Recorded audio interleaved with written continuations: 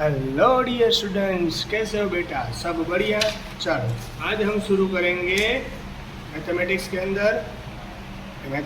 अंदर स्टैंडर्ड 11 के अंदर सब्जेक्ट हमारा मैथ्स और चैप्टर नंबर 5 और चैप्टर नंबर 1 का नाम है बेटा चैप्टर नंबर 1 स्टार्ट करेंगे। आज से हमारा लेक्चर शुरू हो रहा है, तो आई होप कि आप अच्छी तरीके से इसे पढ़ोगे और आप अच्छी तरीके से इसे समझने की कोशिश करोगे। ओके, तो चैप्टर 1 के अंदर हम बात कर रहे हैं बेटा। चैप्टर 1 का नाम है set.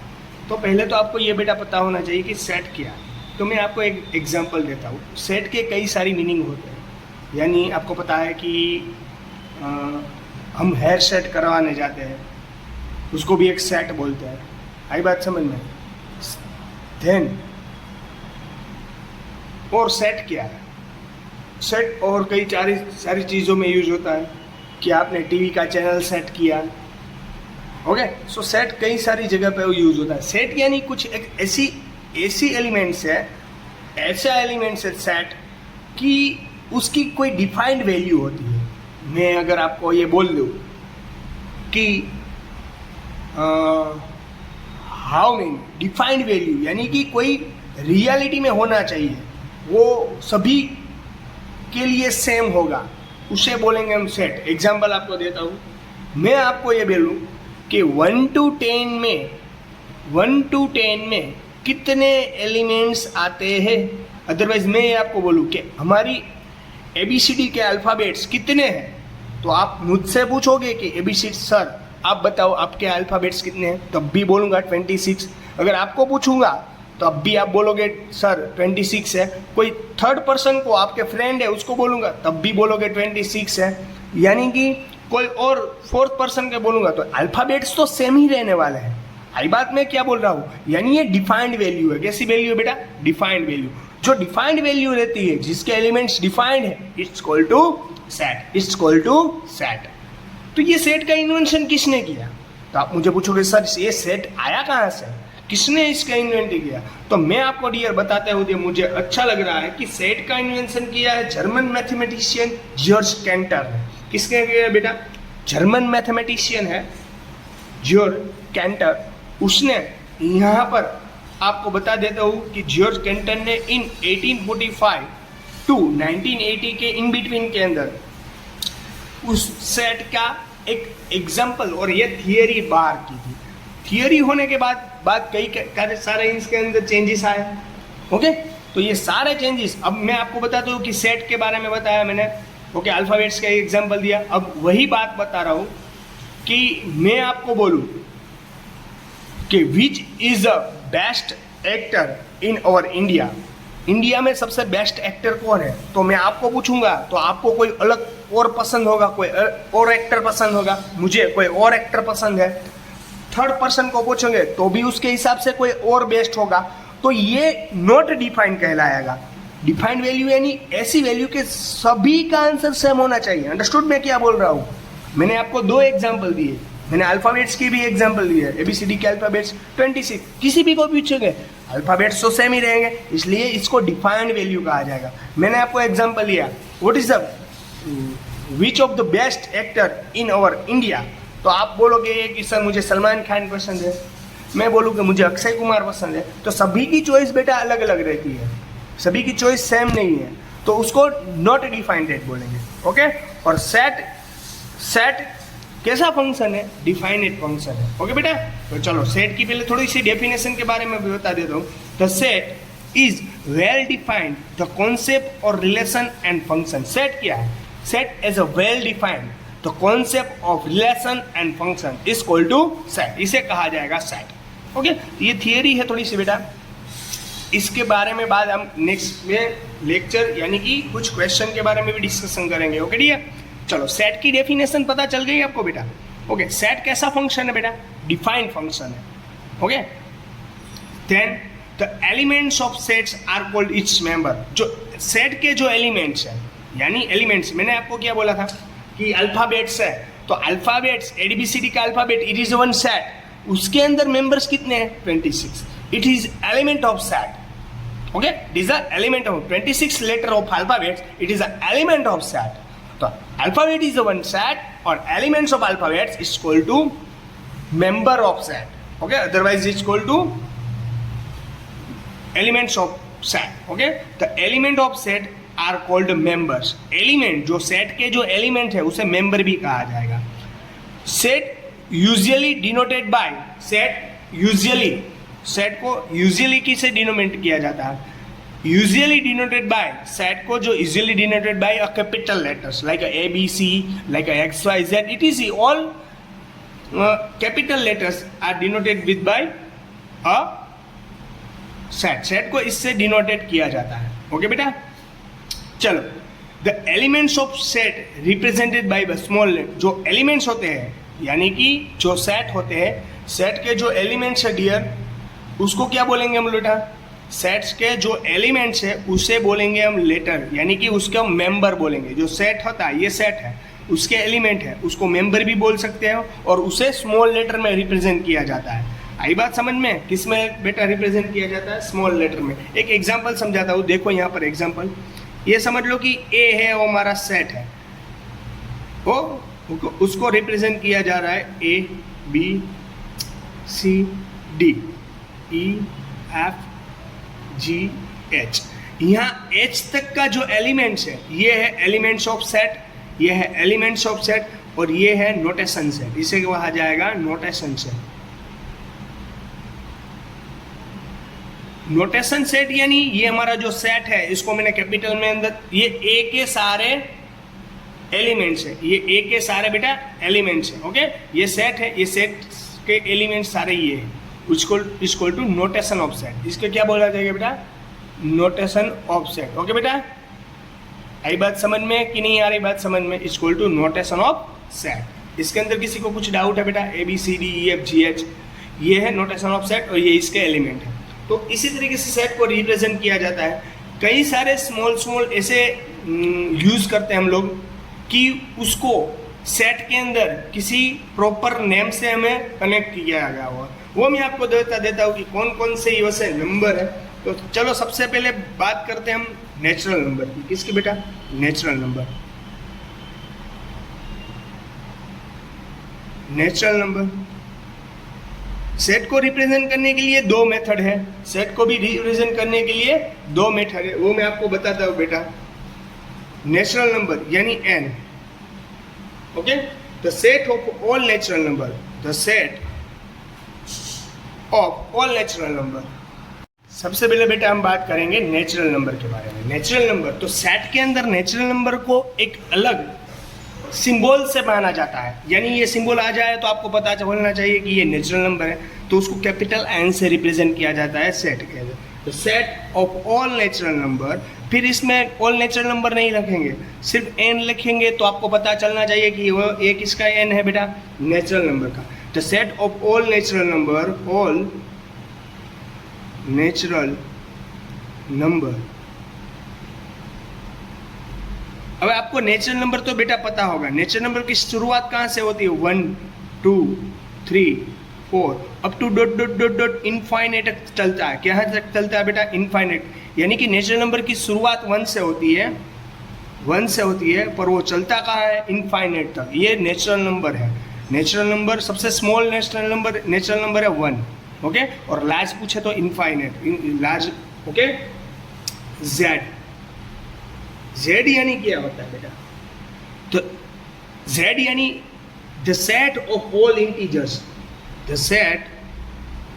Set of all integers. बेटा इंटीजर्स तो आपको पता है.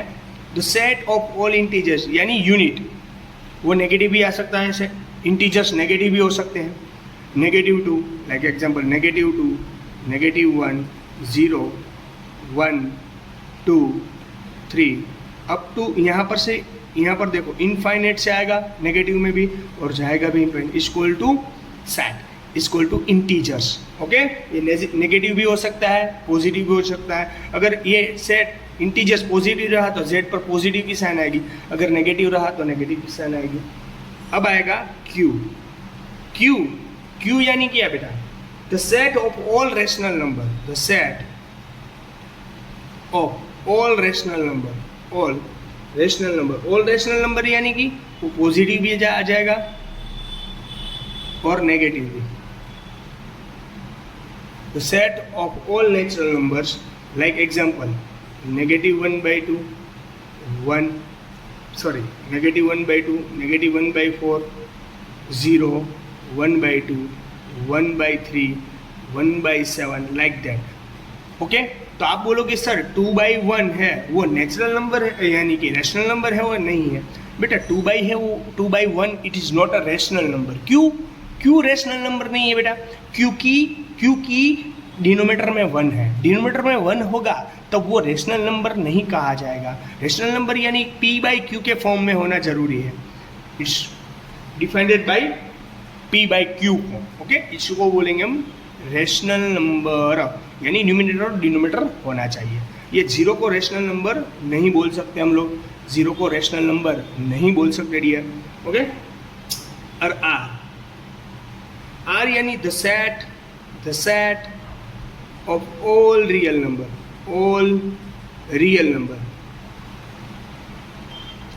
अगर r कहीं पर भी सेट के अंदर लिखा होगा तो उसको बोलेंगे बेटा रियल नंबर। क्या बोलेंगे हम लोग? Real number. ओके, तो इस तरीके से बेटा हम लोग यहाँ पर इस एंड जेड, अगर जेड यानी कि आपके इंटीजर्स है, जो कई बार इंटीजर्स को आई से भी रिप्रेजेंट किया जाता है। अगर आपके जो इंटीजर है वहाँ पर जेड लिखा होगा तो जेड प्लस, तो यानी positive integer, not negative, 1 2 3 4 like that. Real number, whole number पता है बेटा आपको? होल यानी W, the set of all whole number.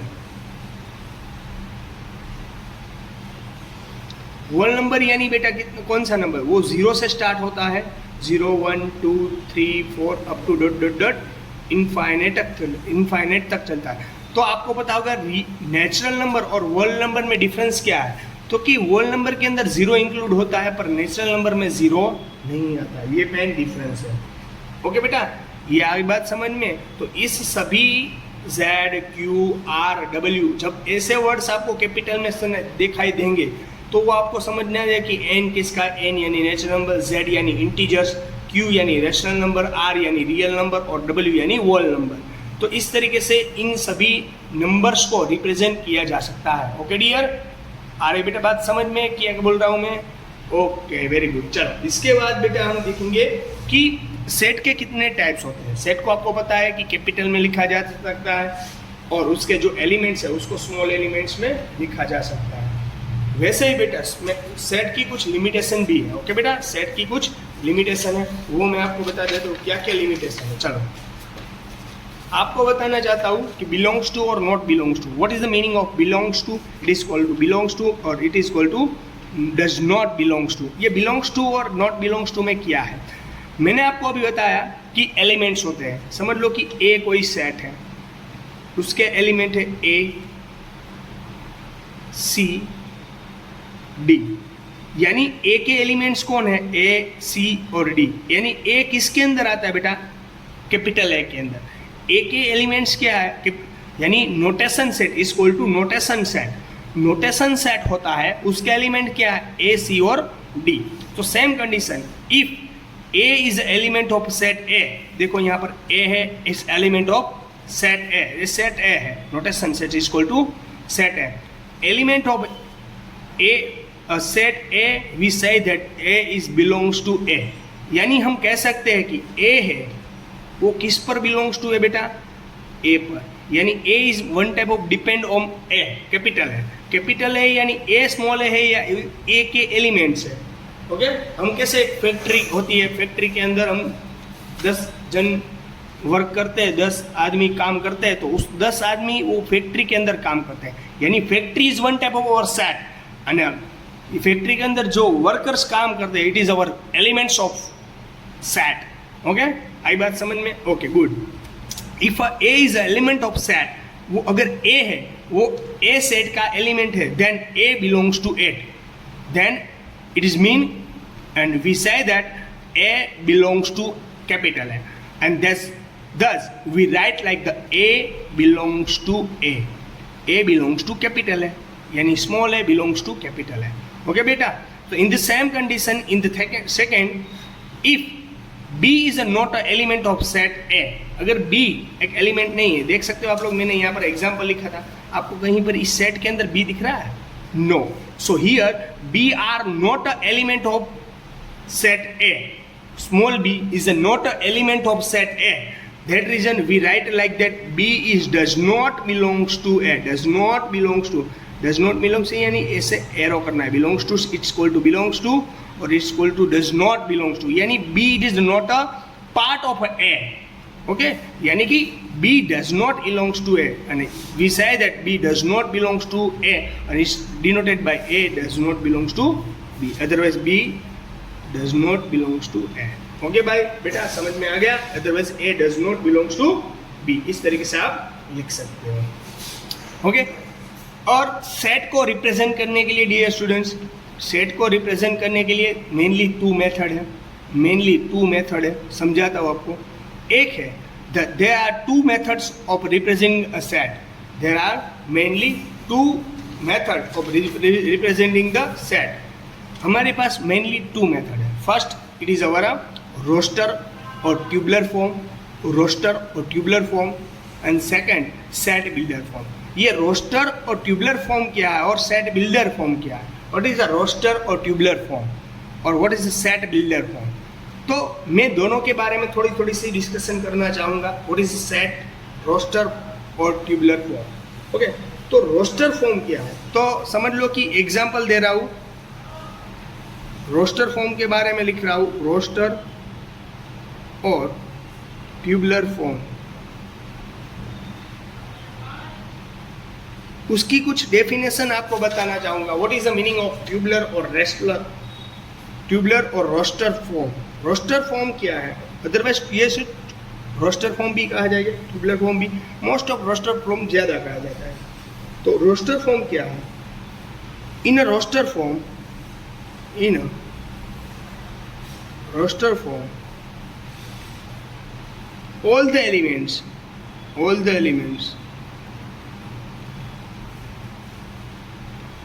of a set are listed। एक लिस्ट के अंदर होता है। अगर मैं आपको बोलूं कि आपके ग्रुप में जो स्टूडेंट्स पढ़ रहे हैं उसका मुझे लिस्ट दो, तो आप लिस्ट दोगे तो भी सही रहेगा। आपका कोई फ्रेंड जो आपके क्लास में है तो भी सही रहेगा। मैं आपके स्टूडेंट्स को देख रहा, आपके क्लास के स्टूडेंट्स को देख रहा हूँ तो भी सेम रहेगा। तो वो लिस्ट बनाना पड़ता है। Okay, the elements are being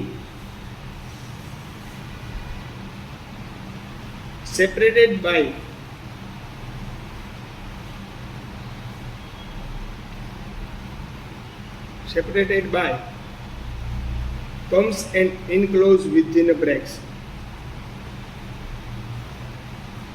comes and are enclosed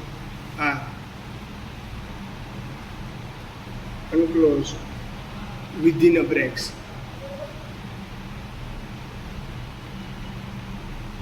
यानी कि एग्जाम्पल कैसे रिप्रेजेंट किया जाता है रोस्टर फॉर्म को? समझ लो कि हमारे पास for example the set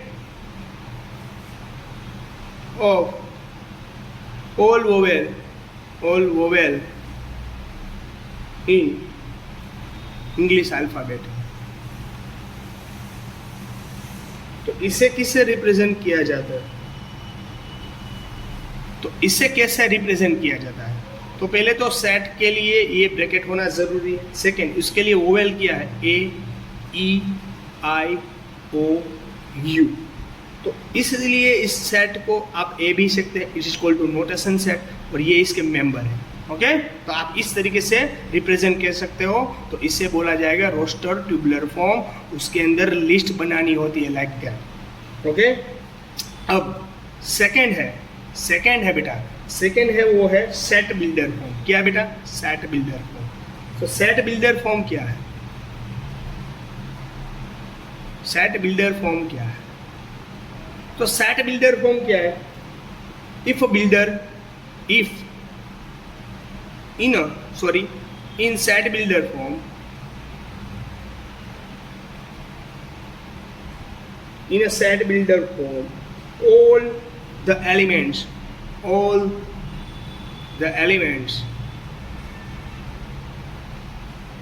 of a set possesses a single common property,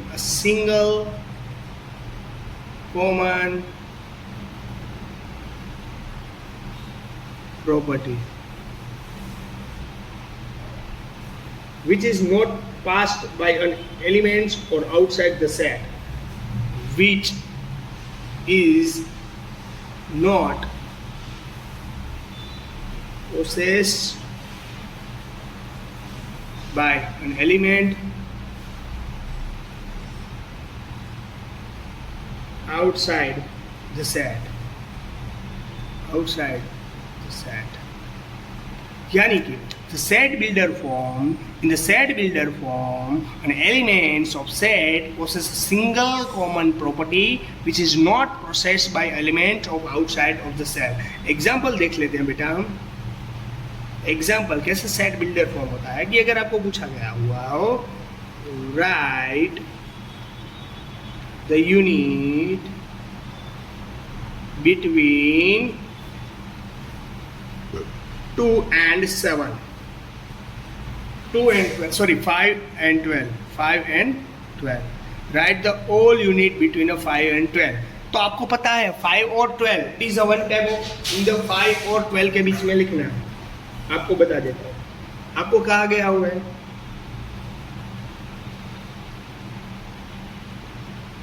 तो आपको पहले ये सेट बिल्डर फॉर्म में लिख रहा हुआ 5 और 10 एलिमेंट्स दिए गए हुए. देखो इस तरीके से दिए गए हुए, आपको एक सेट दिया गया हुआ है लाइक दैट 5 6 7 8 9 10 11 12. ये किस टाइप, ये रोस्टर फॉर्म है. ये किसका फॉर्म है बेटा? Roster form. इसको आपको कन्वर्ट करना है सेट बिल्डर फॉर्म के अंदर. तो सेट बिल्डर फॉर्म यानी आपको पता है कि 5 6 7 8 9 2 11 12 all are a natural number. आपको पता है ना 5 6 7 8 9 10 11 12 ऑल आर नेचुरल नंबर ना. ये होल नंबर भी है, नेचुरल नंबर भी है, ये भी कह सकते हो, होल नंबर भी ले सकते हो. I don't have any problem, पर मोस्ट ऑफ नेचुरल नंबर लेना चाहिए. यानी ये one type of it is your x, it is your element is your one type of x. समझाता हूँ आपको. ये इसको रोस्टर फॉर्म में किसे लिखा जाता है? तो सबसे ब्रैकेट करना बता दें. X A is equal to X such that is equal to, ये जो साइन है बेटा is equal to such that, ये जो साइन है is equal to such that X such that X belongs to, it is X या क्या है डियर, ये एक्स क्या है? एक्स ये सारे एलिमेंट है. X belong to natural number. यानी आपको पता है कि ये जो एक्स है वो किस पर बिलोंग्स टू है बेटा? ये एक्स यानी जो एलिमेंट है वो किस पर डिपेंड है? नेचुरल नंबर पर. तो X such that X belongs to and 5 less than X, 5 less than और इक्वल टू एक्स और लेस देन और इक्वल टू 12. यानी यहां पर जो नेचुरल नंबर है वो 5 और 12 के इन बिटवीन, यानी 5 लेस देन और इक्वल टू क्यों लिखा बेटा मैंने? लेस देन और इक्वल टू क्यों लिखा? क्योंकि 5 आर इंक्लूडिंग इन दिस. अगर 5 are not include in this then we write only for less than, otherwise greater than. Does not write like less than और ग्रेटर देन. लेस देन और equal to लिखने से ये पता चलता है कि 5 ये इसके इंक्लूड है. अगर जस्ट मैंने लेस देन लिखा होता तो 5 और 12 के इन बिटवीन में x की वैल्यू आती. ये x यानी ये सारे एलिमेंट्स. यहाँ पर x है वो किसके बीच में? मैक्सिमम. मिनिमम किसके बीच में है? 5 और मैक्सिमम 12. तो यहाँ पर लिख रहा है 5 लेस देन x और लेस देन 12. यानी ये x क्या है? ये 5 और 12 में सभी आने वाले नंबर है. इसको बोलेंगे हम बेटा set builder form. It's equal to set builder form. Okay, ये रेस्टर फॉर्म और सेट बिल्डर फॉर्म इस दो तरीके से आपको लिखा जाएगा बेटा कि किस तरीके से. ये फर्स्ट जो हमारी एक्सरसाइज नंबर है, एक्सरसाइज नंबर 1.1 और all are depend in this form. ये एक्सरसाइज नंबर 1.1 सारी इस पर ही डिपेंड है. अच्छी तरीके से आप फेयर बुक में ये सब नोट कर लेना. तो आप इस तरीके से लिख सकते हो. ओके बेटा, तो एक दो एग्जाम्पल देता हूँ. यानी आपको पता चल जाए कि सेट बिल्डर फॉर्म में कैसे लिखते हैं, रोस्टर फॉर्म में कैसे लिखते हैं। जस्ट फॉर एग्जांपल, हाँ एग्जांपल, ओके। आपको मैं एक दो एग्जांपल देता हूँ, यानी आपको पता चल जाएगा। और बाद में हम एक्सरसाइज नंबर 1.1 शुरू करेंगे। ओके बेटा, चलो 1.1 के अंदर कुछ होता नहीं है, सबसे इजी चैप्टर है। ओके, तो आपको पूछा जाए ओड इवन के बारे में बचा है, तो आपको ये पूछा गया हुआ है like that X such that X is an odd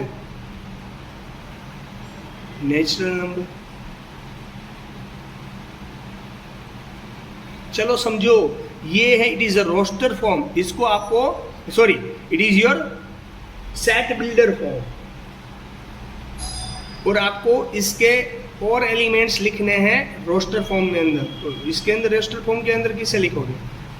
तो आपको क्या पूछा गया, X such that X is an odd natural number. Odd natural number की शुरुआत नेचुरल नंबर है, यानी natural number 1 2 3 4 5 6 7 8 like that equal to natural number. पर उसके अंदर भी आपको ओड नेचुरल नंबर कहा गया। ओड नेचुरल नंबर यानी कि 1 3 5, तो इस तरीके से आप लिख सकते हो 1 3 5 7 up to dot dot dot equal to odd natural number.